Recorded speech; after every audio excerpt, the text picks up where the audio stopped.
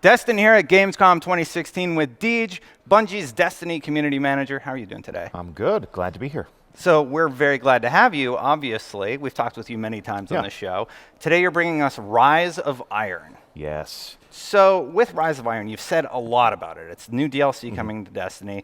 What I want to know is, what are three things about the content that you're really excited about, one of which is something you haven't talked about yet? Oh, man. Well, we've talked, like you said, we've talked a lot about Rise of Iron. I think we've done a pretty good job of setting fans' expectations for the adventure that they're going to go on. I'll tell you that I love the last story mission. I think it's an amazing culmination of the tale that we're telling. The action in that story mission is a lot of fun. It's explosive. It's climactic. It's exactly the way you would want a campaign to resolve itself. Second of all, I love the Kvostov. I lead with the Soros regime in just about every scenario. The Kvostov is so... The new exotic. The Kvostov, the new exotic auto rifle. It's an amazing gun. It's fun to shoot. It's cool. It's nostalgic. It's the rebirth of the first weapon you ever acquired in Destiny, and it's coming back as a true badass. It's customizable. You can choose your firing pattern, the rate of fire. It's really going to be a great gun for just about any encounter. Everyone will have their own favorite weapon. I'm pretty sure that's going to be mine. And then, of course, this is something that I have talked about, but only as recently as a couple days ago, I love the fact that private matches and clan support are coming to the Crucible. Yes. As somebody who works at Bungie, because I led my own Bungie clan, participated in clan challenges and custom showdowns, the fact that we can host our own matches in the Crucible, the fact that we can create our own experiences and choose our map and choose the game mode and choose our opponents and be the masters of our own competitive experience is something that I think is going to completely change the way we interact with our community and the way they interact with each other. And it's something that I am most excited about at this point in time. To me, and I'm sure to a lot of people who are running clans with Destiny, it sounds like a great first step. Do you guys plan on doing anything else for clan support in the game? Right now, what we're doing is we're putting a roster in the game. When you play a private match, we're letting you put your clan name right up on the side of your clubhouse. I think everything in Destiny is a first step. You can see that the game, over the course of the past 2 years, has evolved a lot. And the community's reactions to these things is really the most important piece of stimulus. I was a little excited. I was... A lot of all caps on my Twitter. Yeah. I was overjoyed. When people start talking about this and, I pull them aside and I say, hey, I'm going to Gamescom and we're putting clan support in the game, and I'm going to geek out real hard. I'm going to talk about it every chance I get. So when you ask me, like, what are you looking forward to? It's like clans, absolutely. The fact that people can form up into their own tribes, the fact that they can challenge other people from other clans, the fact that they can build those relationships with each other. There's notable clans in the Destiny community already. You see them sort of forming up on Twitter, and they've got their clan tags. You've got these brand names that emerge, like Invigorate or Resolute, and those guys can get together and say, hey, let's have some scrims. I think that's just going to add a great layer of interaction for the community, and we can't wait to see what they do with that stuff. If they really latch onto that, if it becomes a popular feature, then these are always things that we can add to over time. But if you take a look at some of the things that we're doing in Destiny for the rest of the year, bringing private matches to the Crucible, bringing Sparrow Racing League back, giving people quests that lead to exotic weapons, bringing back the Gallarhorn, giving people an opportunity to apply ornaments to their weapons to change the way they look. These are all things that the community has talked about. That's one of the great things about the live team, and the fact that Destiny is a game that we've been playing for almost 2 years now, is when we were developing this, all we had to go on was our own imaginations. And we would always fantasize about what the players would do when they got their hands on the game. Now that they have the game, and now that they own it, now that they're the main characters in the world, we can study them, and we can truly understand our audience and how we can better entertain them and do those things. And that's how we thrive. We really have a great relationship with our community. They're a part of our creative process, and we take our cues from them. What has it been like for you and the team working on Destiny? It's been 3, maybe 4 years of your life. I don't know how long it was in development before release, but just for me, I've been playing the game and living in this world for about that long. What's it been like for you guys? Do you ever need to take a break? I find that I always want to play Destiny at least 2 or 3 times a week. And I do take breaks. I play other games. You know, I play Call of Duty. I play Doom. You and I have talked about this. I'm a shooter guy. Yeah. So I love all different types of first-person shooters and, you know, their own strengths and their own, you know, special flavors. But the Destiny community is more than... Destiny as a game is more than a solitary entertainment experience for me. It's not like coming home and watching the same movie or the same TV show every night. It's a living place. There's people in there that I miss. I have relationships with friends, and the game is my conduit to those people. So it's not really a matter of wanting to play the game all the time. I do want to play the game all the time, but even beyond that, the added layer of entertainment and the added experience is the relationships that you form with people, or even just being able to go in and walk around the tower and see what random encounters you might have with people. You know, I've jumped into Iron Banner fire teams with people and it's like, hey, I'm almost to rank 5. You know, I've never met you guys, but you seem cool. Let's go out and play some games. Definitely. Yeah, let's talk about more of that on Fireteam Chat, which we'll be recording tonight. Okay. Let's bring it back to Rise of Iron for a second, though. You guys have actually stopped supporting legacy consoles, and you are kind of looking forward with the Xbox One and PS4. This is true, although I would, slight shades of meaning, I would say that we're still supporting the legacy consoles. Sorry, phrasing. Yes, phrasing. Are we still doing phrasing? But what we're doing is we're supporting the game there. Destiny will still work on your PS3, your Xbox 360. We are not going to update that experience. We'll still support it. If you know something happens with those systems, if they change in some way that breaks the game, we'll go back in there and we'll fix that thing. But Rise of Iron is going to be exclusive to PS4 and Xbox One. So popping the hood of Rise of Iron, what has that allowed you to do? Well, it's allowed us to continue to expand the world. We weren't able to do that anymore on the legacy consoles. We would have to start subtracting from the game to add new things. The footprint can only be so big. So we wanted to leave that player experience intact. There are still people arriving in the tower for the first time.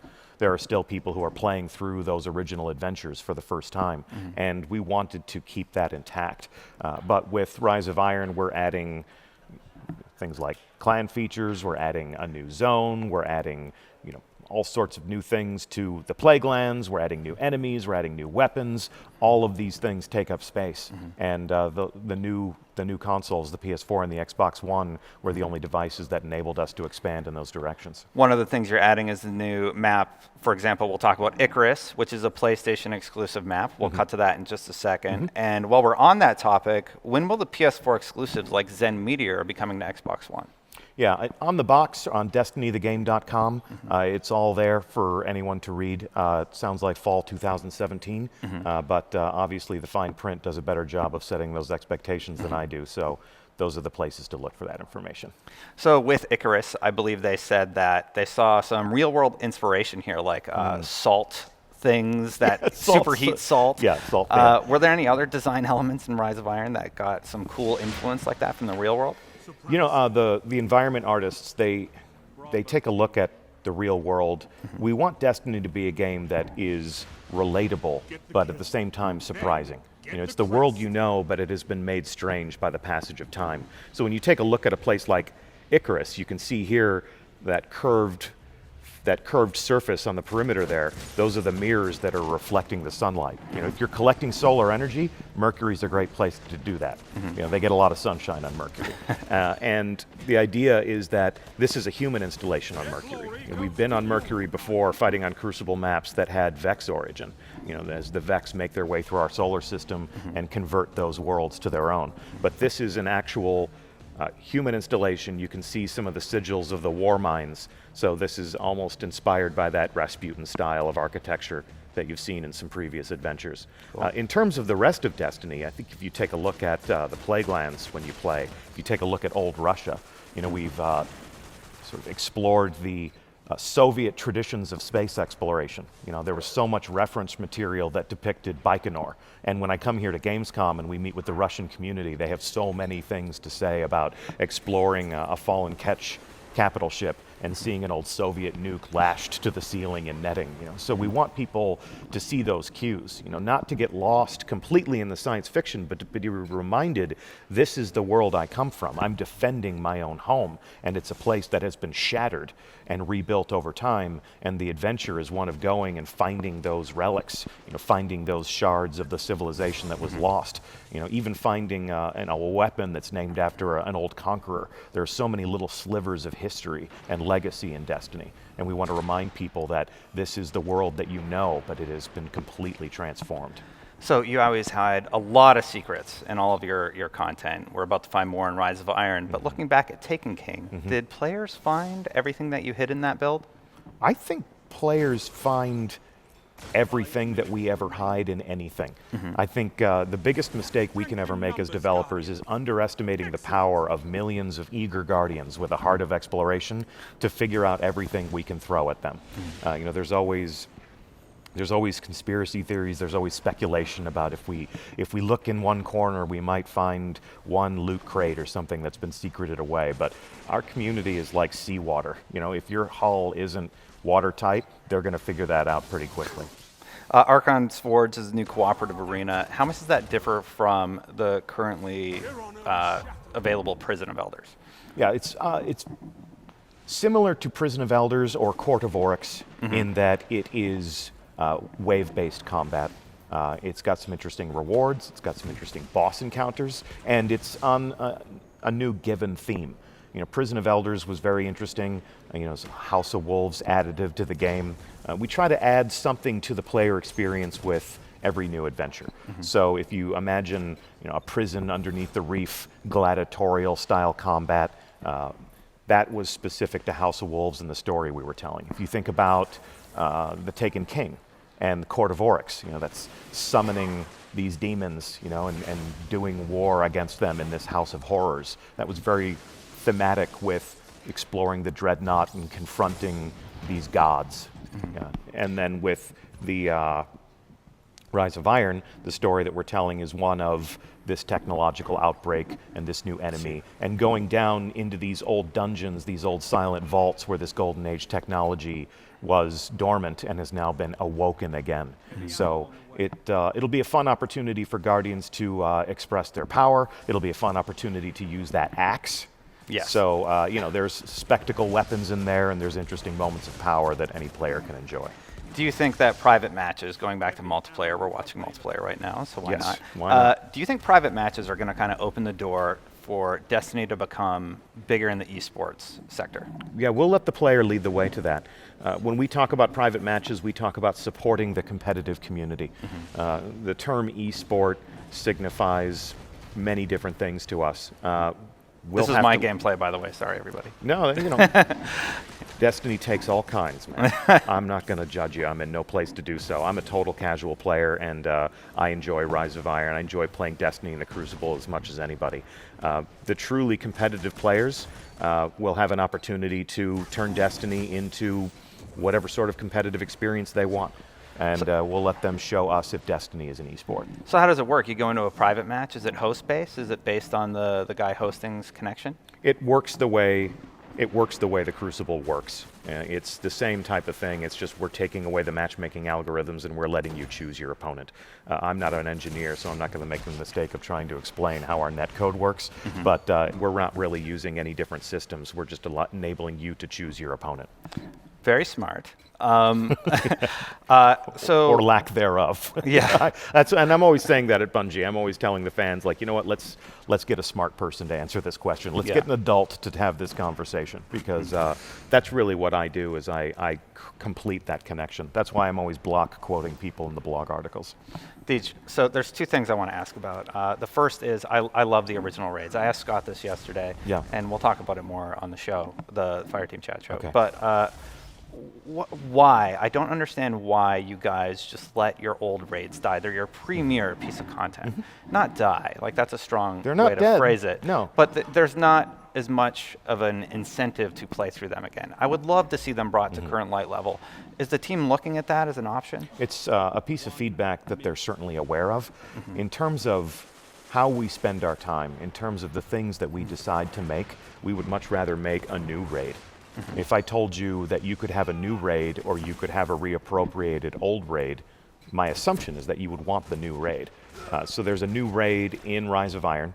The Wrath of the Machine is going to be an awesome way for you to expand your understanding of the challenges that we can throw at you in raids. We're sending you to new places to fight new enemies, to gain new rewards. We want the experience of Destiny to constantly be evolving. And there are moments of nostalgia. We'll bring back things like the Gallarhorn. We'll bring back things like Sparrow Racing League. There's no telling what they may do with, as you say, old raids in the future. But if they're a thing that you truly love, if you love that Vision of Confluence, if you love, the old Vault of Glass gear, and you still have that stuff, you can always gear down and enjoy that the way you did originally. There are players out there who still have yet to play their first raid. You can go out and you can find those people and take them through the first time. I have my favorite movies. I refuse to watch them unless I can find somebody who has yet to see them. It's the only way those things can remain fresh for me. So instead of asking the creators to make a sequel, I just let that favorite film be what it was, and then enjoy them with new friends. Final question. It's about vault space. It's been kind of an issue with the game where people just have these full vaults. And I have all the raid weapons. I don't want to delete them because it took me a year to get a lot of them. What are you guys doing to address that? The live team is actually working on a solution to increase storage space. I'm not sure exactly what form that will take or when it will be delivered.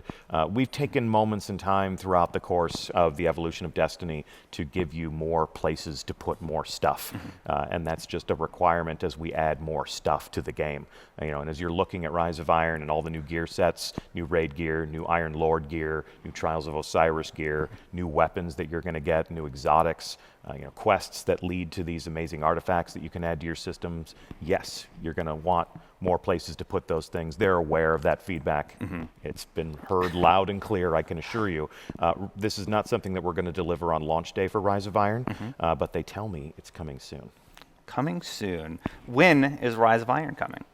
That I can tell you exactly. All right. Yeah, Rise of Iron comes on September 20th, and then I will be launching the raid, the Wrath of the Machine, the following Friday. So you'll have, if you're a world firster, if you're somebody who can devour content quickly.